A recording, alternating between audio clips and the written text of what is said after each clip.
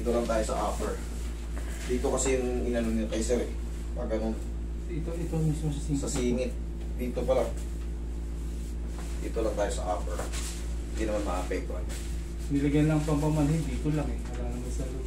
Kaya gising ako ginagawa. Kaya pa na siya mo dito. Kung walang pampamanhin yun, sakit ng buong putasin yun. Oh. Yung sasayaran ng mga pin na yun. Buti nga doon ako inabot. Eh kung dito ako inabot. Nako, Gusto ng 2 million dito eh. Oo. Eh doon wala naman ako ba? Doon eh, sagot ng insurance yun. Sa gawa ng tax na babayad ka. Eh bakit dito? Nagbabayad naman tayong tax ah. Eh iba ba natin dito? Nagbabayad mo, magbabayad kami ng tax ah. Bumili ka lang sa mall, nagbayad ka na ng tax eh. Di ba? Kaya hindi po pwedeng sabihin tayo na hindi tayo taxpayer kasi doon sa kanila, sa babayad tax, tayo. sa tax nila kinukuha lahat ng ultimo sweldo ko na hindi ako pumapasok. Gobyerno nagbayad sa akin. oh, di ba? Ganda ng anong ginagawa. Kaso hindi, ano kasi tayo eh, third world country tayo, hindi Yeah. natin kayang sabayan yung mga ano. Pero alam mo, Pilipinas, syempre, high minds. Roy, massage mo nga to si Bossing. Dito lang, pwede na rito. Yan, siyo naman. Patapusin ko. Tsaka na sir. Magbabago yan. Yan sa mga, dyan kasi, may control niyan dito talaga. Kailangan tumalay. Yung kaso inabot ako October. Nagkuhan lang ako, nag-cramps lang ang tiyan ko. Tapos yun na. Dire-diretso na. Oo, unang cramps niya, kaya ko pa eh. Sumunod. Madaling araw, pangalawa, sinundan Ano ako ba yung inopera sa'yo? dito. Ano yun? Ang kinuha nila, unang extend ko nila sa akin CT scan, nag-hematoma. Hematoma.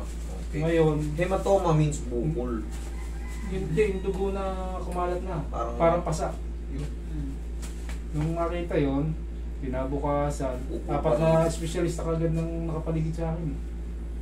Tapos sinitis ka ulit ako. Nakita nila na 3 ugat. Putok doon. Umutok. Kaya akala ko kinabukasan, uuwi ako eh. Pag alas 8 ay tinawag ako ng doktor, bumalik ka sa higaan mo eh, palakad-lakad pa ako sa kwarto. Bakit kaya pumutok yun? May nagpuwersa ka pang binuhat? Wala naman eh. Ang kinuha nila hanggang ngayon, pinagawa. Pagbalik ko, ang dami ko pang examine doon.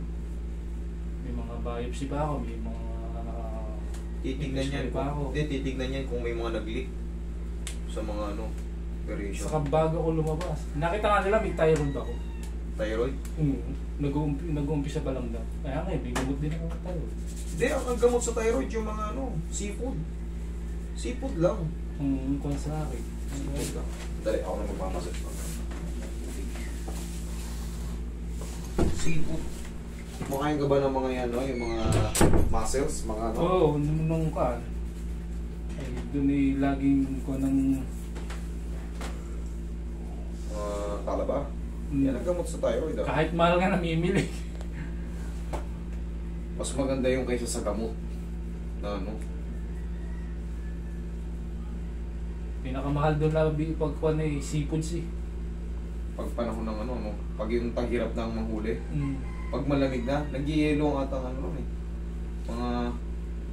Hindi naman ngayon sa Italia, hindi nag-ano. Hindi katulad Yeah. noon ang dating ko ng 2011. Kumakapal ng makapal talaga. Ngayon, isang beses lang nag-i-snow eh. Wala, yung snow na yun na nakaraan, wala na yun. Wala na kasunod yun. Okay na yun. Pag-gusunan ka, gito.